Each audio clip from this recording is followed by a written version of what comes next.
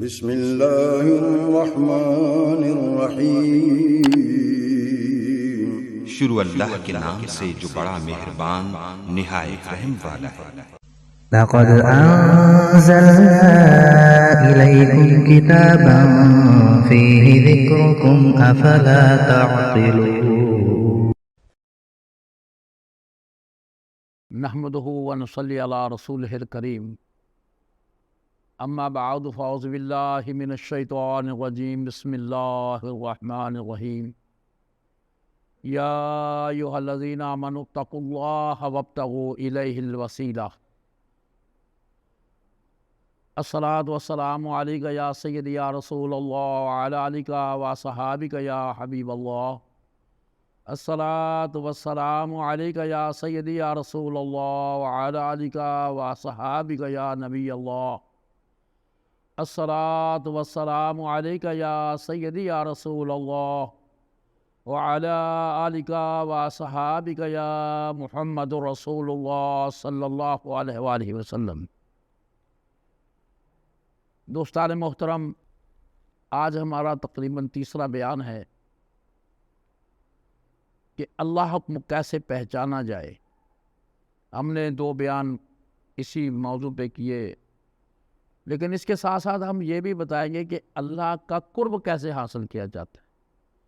پہچاننا اور چیز ہے، قرب حاصل کرنا اور چیز ہے، دونوں میں فرق ہے۔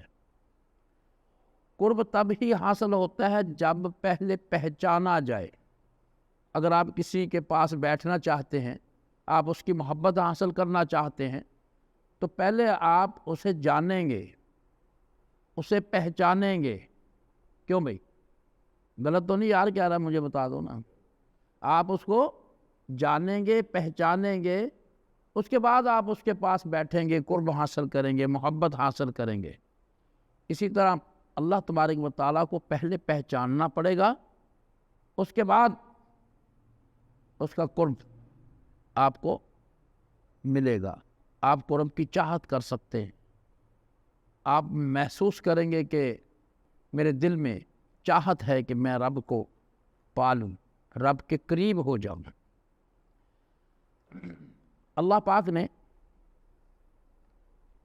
اپنے محبوب صلی اللہ علیہ وآلہ وسلم کے صدقے آپ صلی اللہ علیہ وسلم کی امت میں ایسے لوگ پیدا کر دیے جن کے ذریعے آپ اللہ کو پہچان بھی سکتے ہیں۔ وہ پہچان کا رب نے ذریعہ بنا دیا ان لوگوں کو جو اللہ کے خاص بندے ہیں۔ جب آپ لوگ ان کی صحبت اختیار کریں گے، آپ ان کے پاس بیٹھیں گے، تو وہ آپ کو آپ کے رب کی پہچان کروا دیں گے، آپ کو جاننا سکھا دیں گے، آپ کو یہ سکھا دیں گے کہ رب کتنا عظیم اور طاقت والا ہے، اور یہ بھی آپ کو بتا دیں گے کہ رب آپ سے کتنی محبت کرتا ہے۔ اللہ پاک کی محبت سے بندے کی انتہا دیکھیں گے۔ اللہ تعالیٰ نے اتنی محبت کرتا ہے کہ اس کی انتہا نہیں ہے، کہ اس نے اس محبت میں اپنے مقرب بندے پیارے آقا حضرت محمد صلی اللہ علیہ وآلہ وسلم، جو وجہ کائنات ہیں، تخلیق وجہ کائنات ہیں، اللہ کو اپنا محبوب پوری کائنات سے پیارا ہے، کیونکہ کائنات بنائی ہی ان کے لیے ہے اور ان کی وجہ سے بنائی گئی ہے، ورنہ کائنات نہ ہوتی۔ اللہ تبارک و تعالیٰ خود کہتا ہے کہ اگر اے میرے محبوب میں آپ کو نہ ظاہر کرتا، دنیا میں لاتا، تو میں اپنا آپ بھی ظاہر نہ کرتا۔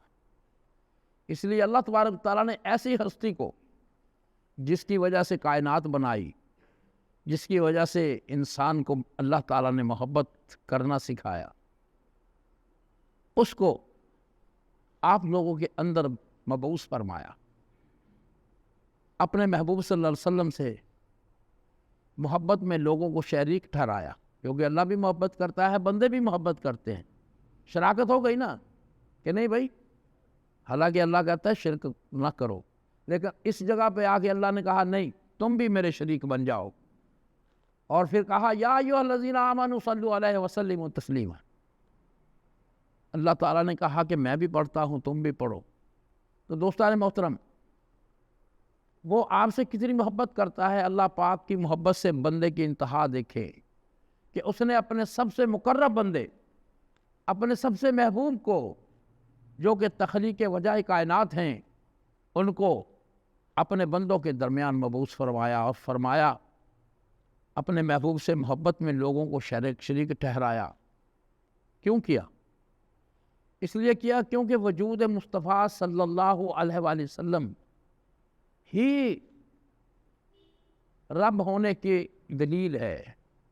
اللہ کا اگر دلیل ہم دینا چاہیں تو کوئی دلیل نہیں دے سکتے، اس کی مثال نہیں دے سکتے، لیکن ہمارے پاس یہی ہے کہ اللہ تبارک و تعالیٰ کی جو دلیل ہے وہ پیارے آقا صلی اللہ علیہ وسلم کا وجود ہے، مبارک ہے۔ پیارے آقا صلی اللہ علیہ وسلم کا وجود مبارک ہے، کیونکہ جب پیارے آقا صلی اللہ علیہ وآلہ وسلم سے قریش مکہ نے سوال کیا تو اللہ تبارک و تعالیٰ نے وحی نازل کیا، فرمایا کہ اے میرے محبوب ان سے کہہ دیجئے جس نے مجھے دیکھا اس نے رب کو دیکھا، جس نے مجھے دیکھا اس نے رب کو دیکھا۔ اس لیے اللہ کا جب ہم کلمہ پڑھ لیتے ہیں لا الہ الا اللہ، اس کا مطلب کیا ہے کہ کوئی شریک نہیں ہے تیرے سوا، اے اللہ تو ایک ہے۔ یہ اللہ کی پہچان ہے۔ کیا ہے؟ کلمہ اللہ کی پہچان ہے، یہ دلیل ہے۔ تو اللہ کی وحدانیت اور محمد مصطفیٰ صلی اللہ علیہ وسلم کا جو اقرار رسالت کا کر لینا، اس سے ہم مسلمان تو ہو جاتے ہیں۔ لا الہ الا اللہ محمد رسول اللہ۔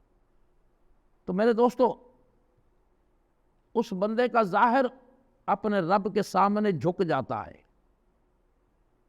یہ جو ظاہرہ جسم ہے، وجود ہے، یہ اللہ کے سامنے جھک جاتا ہے۔ جب ہم کلمہ پڑھتے ہیں ہم اس کو تسلیم کرتے ہیں کہ اے اللہ تو ایک ہے، واحد ہے، اور تیرا محبوب صلی اللہ علیہ وسلم آخری نبی ہے اور بندہ ہے۔ لیکن جو روحانیت ہے، جو اس کے اندر روح ہے، جو باطن ہے، اب اگلا مرحلہ یہ ہے کہ اس باطن کو بھی اللہ کے سامنے جھک جانا چاہیے۔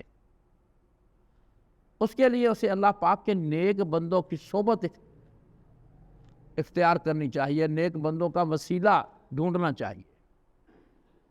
پھر اس سے آگے بڑھ کے بندے کو اللہ تبارک و تعالیٰ کا قرب حاصل کرنا چاہیے کہ اے اللہ میں تیرے قریب آنا چاہتا ہوں، میں تیرا قرب چاہتا ہوں، تیری محبت چاہتا ہوں۔ اب یہ بات میں نہیں کہہ رہا، اللہ تعالیٰ خود قرآن پاک میں کہہ رہے ہیں۔ فرمایا یا ایھا الذین آمنوا اتقوا اللہ وابتغوا الیہ الوسیلہ، اے ایمان والو۔ یہ بڑی خاص بات ہے، یا ایھا الذین آمنوا، اس کا معنی کیا ہے کہ اے ایمان والو۔ اب ہم اور آپ لوگ ایمان والے نہیں ہیں، ہم کون ہیں بتاؤ؟ ہم صرف مسلمان۔ ایمان والے بننا بڑا مشکل کام ہے اور آسان کام بھی ہے۔ مشکل اس لیے ہے کہ ہم پیارے آقا صلی اللہ علیہ وسلم کے کہنے پر عمل نہیں کرتے۔ آسان اس لیے ہے کہ اگر ہم عمل کریں گے تو ایمان والے بن جائیں گے۔ دونوں باتیں۔ تو اللہ تعالیٰ کیا فرما رہے ہیں کہ یا ایھا الذین آمنوا، اے ایمان والو۔ اب خطاب ہو رہا ہے ایمان والوں سے، مسلمانوں سے نہیں ہو رہا۔ اب جو آگے آنے والا حکم ہے وہ صرف ایمان والوں کے لیے ہے، مومنین کے لیے ہے۔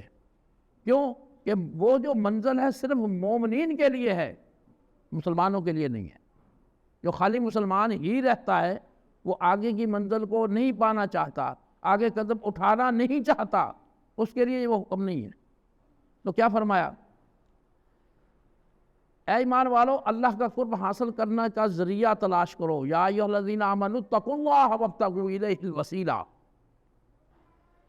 تو پتہ یہ چلا کہ اللہ کا قرب خود بخود حاصل نہیں ہو سکتا، اللہ کا قرب حاصل نہیں ہو سکتا۔ اس کے لیے، اس قرب کے لیے، اس قرب کو پانے کے لیے، اللہ کی چاہت کو پانے کے لیے آپ کو کسی کی رہنمائی کی ضرورت ہے، جو کہ میں نے آیت پاک سے ثابت کیا۔ اللہ کا وہ بندہ جو آپ کی رہنمائی کرے گا، دراصل وہ اس مقام سے گزر چکا ہوتا ہے، وہ اس سے گزر چکا ہوتا ہے، اس نے وہ منزل دیکھ لی ہوتی ہے جس کے پاس آپ پہنچیں گے، یعنی اللہ کی پہچان کے لیے وہ بندہ اس مقام سے گزر چکا ہوتا ہے۔ جب آپ اس کے قریب جائیں گے، اس کے پاس بیٹھیں گے، تو وہ آپ کو اس مقام کی پہچان کرائے گا۔ فرق صرف یہ ہے کہ آپ کے ایمان کی حقیقت کچھ اور ہے اور اس مومن کے ایمان کی حقیقت کچھ اور ہے۔ اس کی مثال ایک اور طریقے سے سمجھا دیتا ہوں، مگر آپ کو سمجھ نہیں آ رہی۔ مثال کے طور پر ایک میں نماز پڑھانے والا چھوٹا سا بندہ ہوں، امام ہوں، ایک مفتی ہیں، ان کے مقام میں میرے مقام میں فرق ہے، کیونکہ وہ عالم دین کہلاتے ہیں، انہوں نے مفتیوں کا کورس کیا ہوا ہے، میں مفتی نہیں ہوں، تو ان کو مفتی کیوں کہا جاتا ہے؟ اس لیے کہ ان کا مقام اور ہے، میرا مقام اور ہے۔ اسی طرح ہر انسان کا مقام اور ہے، اس سے دوسرے کا مقام اور ہے۔ کیوں؟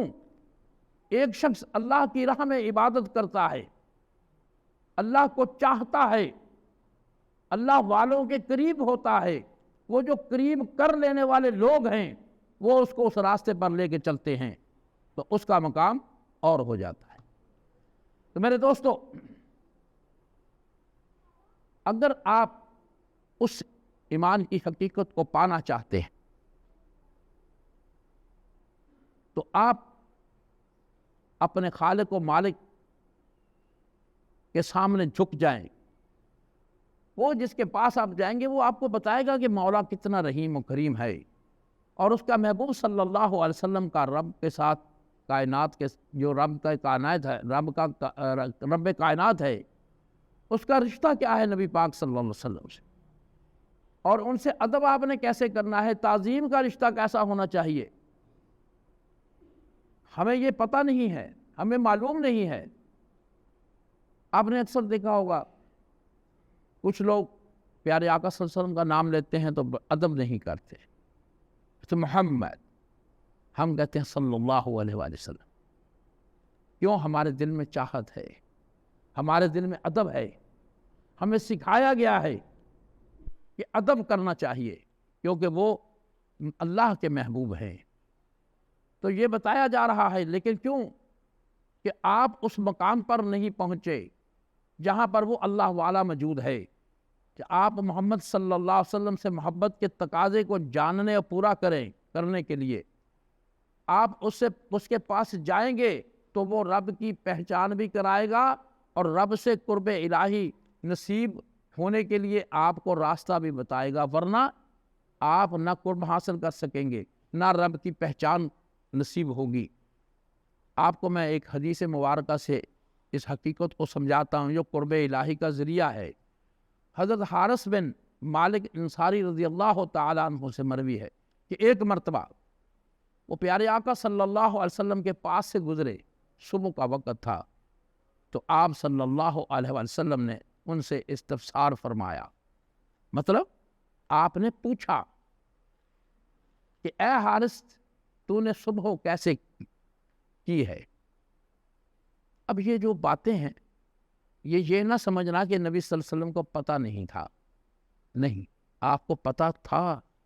آپ اگر نہ پوچھتے ہم تک وہ باتیں کیسے پہنچتی؟ وہ ہمیں بتانے کے لیے ایسی باتیں کرتے تھے اپنے صحابہ کرام سے۔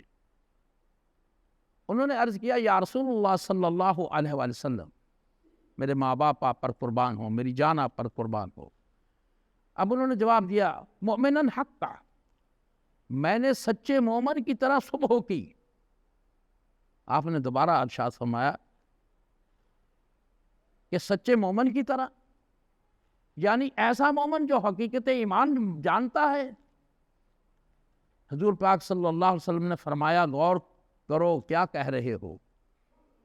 کیا فرمایا حارث سے کہ اے حارث بن مالک، تم غور کرو تم کیا کہہ رہے ہو، یقیناً ہر شے کی کوئی نہ کوئی حقیقت ہوتی ہے۔ تو فرمایا، فما حقیقت ایمانک، تمہارے ایمان کی حقیقت کیا ہے؟ انہوں نے دوبارہ عرض کیا میرا نفس دنیا سے بے رغبت ہو گیا۔ حارث بن مالک فرماتے ہیں کہ اے میرے محبوب صلی اللہ علیہ وسلم، میرا جو نفس ہے وہ دنیا سے بے رغبت ہو گیا ہے، اور اسی وجہ سے اپنی راتوں میں بیدار اور دن میں پیاسا رہتا ہوں۔ اب یہ ہمارے جیسا بیوقوف آدمی وہ کہتا ہوگا یار پانی نہیں پیتے ہوں گے سارا دن، ایسی بات ہے؟ کیوں بھائی؟ وہ یار جواب تو دے دو میرا باغ، ٹھیک ہے نا؟ کیونکہ اللہ کی محبت میں وہ سارا دن پانی نہیں پیتے ہوں گے، ایسی بات نہیں ہے، یہ جواب نہیں ہے۔ بات یہ ہے انہوں نے کہا کہ میں اسی وجہ سے اپنی راتوں کو بیداری میں گزارتا ہوں، میں بیدار رہتا ہوں کہ اللہ تبارک و تعالیٰ کب میرے پر رحمت کرتا ہے، میں اس تمنا میں رہتا ہوں، اس آس میں رہتا ہوں، پیاسا رہتا ہوں، میں سارا دن اس پیاس میں رہتا ہوں، اس کی شدت اتنی تیز ہوتی ہے کہ میں دنیا کی ہر شے کو بلا دیتا ہوں، میں اس رات کا انتظار کرتا ہوں کہ رات جب پڑ جائے تو میں اپنے اللہ کو اپنے قریب پالوں۔ بات کو سمجھ آئی یا نہیں آئی؟ پیاس ان کی، طلب ان کی یہ تھی کہ میں دن کو پیاسا رہتا ہوں، دن کو میں طلبگار رہتا ہوں، میں ہر وقت یہ سوچتا رہتا ہوں کہ کاش جلدی سے رات ہو جائے اور میں اپنے اللہ کے قریب پہنچ جاؤں۔ تو میرے دوستو یہ بڑی اہم بات ہے۔ فرمایا اضافت نفس دنیا، میرا نفس دنیا سے بے رغبت ہو گیا ہے، یعنی میرا نفس دنیا کی تمام خواہشات کو فراموش کر بیٹھا ہے، وہ دنیاوی خواہشات سے خالی ہے، اور نفس راتوں کو بیدار ہے۔ مراد ہے کہ وہ رات کو اللہ کی چاہت میں جاگتا ہے اور دن میں پیاسا رہتا ہے، مطلب کو وہ انتظار میں رہتا ہے کہ کب رات ہو اور میں اپنے مالک حقیقی کی یاد میں گم ہو جاؤں، میں عبادت کرتا رہوں۔ اور حالت یہ ہے وَأَكَنِّي انظر الی عرش، گویا میں اپنے رب کے عرش کو اپنے سامنے ظاہر دیکھ رہا ہوں اور اہل جنت کو ایک دوسرے سے ملتے ہوئے دیکھ رہا ہوں۔ تو پیارے آقا صلی اللہ علیہ وسلم نے ارشاد فرمایا حارث تو نے پہچان لیا، کس چیز کو پہچان لیا؟ حقیقت کو پہچان لیا تو نے۔ عرفت فزما، 3 دفعہ آپ صلی اللہ علیہ وسلم نے فرمایا کہ آپ اس سے چمٹ جائیں، اس حقیقت سے چمٹ جائیں، یعنی کہ آپ اس حقیقت کو اپنے دل میں بسا لیں، یعنی ایمان کی حقیقت جو تمہیں اللہ نے نصیب کر دی ہے تو اس حقیقت کو اپنے دل میں جگہ دے دے۔ اب اس کا یہ مطلب ہرگز نہیں کہ سرکار دو عالم صلی اللہ علیہ وسلم کو پتہ ہی نہیں تھا، آپ کو پتہ ہوتا تھا، لیکن آپ نے ایسی بات کیوں کی؟ اس لیے کہ وہ بات اس امت تک پہنچ سکے، ہم گناہگاروں تک پہنچ سکے۔ اس لیے سرکار دو عالم صلی اللہ علیہ وسلم نے خود لوگوں پر یہ اشکار کرنے کے لیے کہ حقیقی مومن کون ہے، تب یہ سوال کیا کہ حارث تمہاری صبح کیسی ہوئی؟ یہاں ہم عام دنیا میں دیکھتے ہیں کہ جس کی صحبت میں زندگی کوئی گزار رہا ہے اس کا اٹھنا بیٹھنا وہ سب جانتا ہے، اس کی حرکات و سکنات سے واقف ہوتا ہے۔ یہاں تو بات آقا دو جہاں صلی اللہ علیہ وسلم اور آپ کے صحابہ کی ہو رہی ہے، تو یہ کیسے ممکن ہے کہ آقا صلی اللہ علیہ وسلم کو پتہ ہی نہ ہو کہ غلام کیا کر رہے ہیں؟ یہ وہ لوگ ہیں جن کے دل اللہ پاک نے اپنے امر کی پہچان سے بھر دیے، ان کے دلوں کو امر کی پہچان عطا کر دی، ان کے دلوں کو یہ پہچان عطا کر دی کہ ایک دوسرے سے محبت اللہ کی رضا کے لیے ہونی چاہیے، اللہ کی عظمت کے لیے ہونی چاہیے، اور ایسے کسی عمل کی کوئی اہمیت نہیں جو اللہ کی رضا کے لیے نہ ہو۔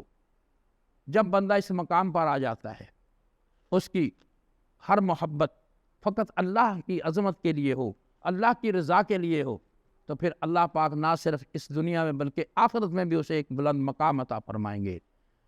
فرمان مصطفیٰ صلی اللہ علیہ وسلم کہ قیامت کے دن ایسے لوگوں کو جو ایک دوسرے سے محبت میں میری عظمت کی خاطر محبت کرتے رہے ایک دوسرے سے، میں اپنے سائے میں ان کو جگہ دوں گا، یہ رب تعالیٰ فرما رہے ہیں۔ تو نبی صلی اللہ علیہ وسلم نے لوگوں کو بتایا اس دن اللہ کے عرش کے سائے کے سوا کوئی سایہ نہیں ہوگا، اور ان بندوں کو اللہ تبارک و تعالیٰ ان سائے میں رکھے گا۔ آج مجھے آپ یہ بھی بتا دیں، آج کو مرتا ہے نا تو ہم مرنے والے کے لیے اس لیے نہیں جاتے کہ ہم اللہ کی رضا کے لیے جنازہ پڑھنے جا رہے ہیں، تو ہم کہتے ہیں یار السلام علیکم کہ بھئی ہاں وہ بندہ ہمیں دیکھ لے کہ میں آیا ہوں. ہم اس بندے کو راضی کرنے کے لیے جاتے ہیں، رب کی رضا کے لیے نہیں جاتے. مجھے بتا دو میں غلط تو نہیں کہہ رہا ہوں، اگر آپ کل خانی پہ جاتے ہیں تو سب سے پہلے آپ یہ دیکھتے ہیں کہ وہ گھر والا کہاں ہے تاکہ وہ مجھے پہچان لے، مجھے وہ دیکھ لے، میرے نمبر بن جائیں. اس کا کوئی فائدہ نہیں، ایسی کام کا کوئی فائدہ نہیں جو رب کی رضا کے لیے نہیں. اب مثال کے طور پہ میں اذان دیتا ہوں، میں جماعت کراتا ہوں، اگر میں یہ کہوں کہ یار میں دنیا والے مجھے اچھا سمجھے تو لعنت ہے میرے اس کام پر. اللہ کو اس کام کی ضرورت نہیں ہے، وہ اللہ پاک کے پاس تو فرشتے بہت ہیں عبادت کے لیے. اگر میں یہ کہوں کہ میں رب کی چاہت اس لیے کر رہا ہوں کہ میرا رب اور میرے محبوب راضی ہو جائے، خالی رب راضی ہونے سے بات نہیں بنتی، یہ بھی یاد رکھ لے گا. جب تک اس کے محبوب کو راضی نہیں کرو گے اللہ راضی نہیں ہوگا. اتنے عیسائی اور یہودی ہیں، کافر ہم ان کو کیوں کہتے ہیں؟ کیونکہ انہوں نے پیارے آقا صلی اللہ علیہ وسلم کو تسلیم نہیں کیا. انہوں نے یہ نہیں پڑھا کہ محمد الرسول اللہ. اگر وہ پڑھ لیتے تو آج وہ عیسائی یا یہودی نہ ہوتے. اس لیے جب تک میرے دوستو آپ اللہ کے محبوب کو نہیں مانیں گے، ان کی رضا کو نہیں مانیں گے، آپ مومن نہیں بن سکتے، آپ کا کوئی عمل قابل قبول نہیں ہو سکتا. تو دوستان محترم، ہر شخص ہر کام خالص اللہ کی رضا کے لیے کرنا چاہیے اگر وہ یہ مقام عطا چاہتا ہے.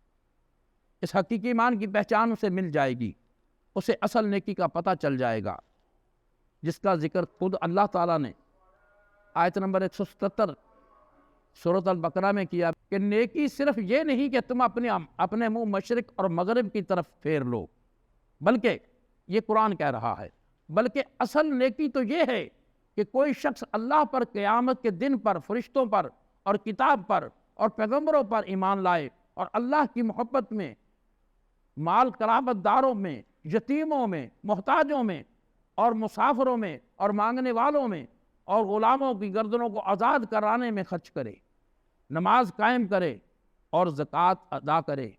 جب کوئی وعدہ کرے تو اپنا وعدہ پورا کرے، اور سختی میں اور مصیبت میں اور جنگ کی شدت کے وقت صبر کرنے والے ہوں.